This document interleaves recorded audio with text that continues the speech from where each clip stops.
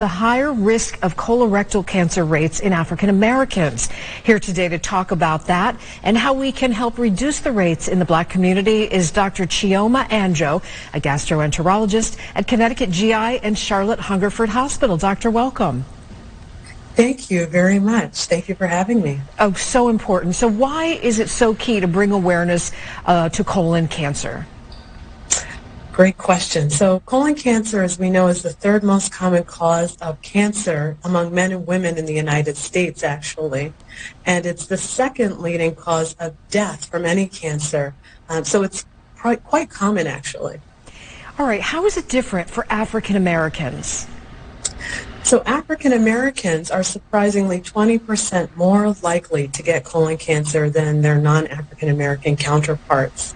And furthermore, they're 40% more likely to die from colon cancer once they're diagnosed. So these numbers are just absolutely staggering.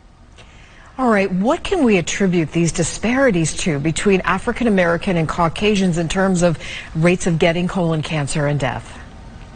This is a great question. So there usually is not one specific reason. That's what I tell my patients. Many factors are contributory. One of the common things I like to talk about is awareness. There should be awareness amongst family members about medical history.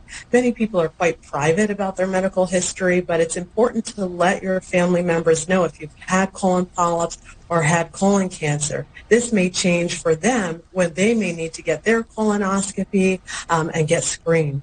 If you have a family member, that means you're at increased risk for colon polyps and colon cancer. So awareness is a key thing. And then there are also other factors. For example, there may be some genetic components involved. African Americans are more likely to get certain types of polyps, which may be more aggressive. So there are a number of things which I'm going to speak about at an upcoming lecture, actually. All right, tell me more about that upcoming lecture.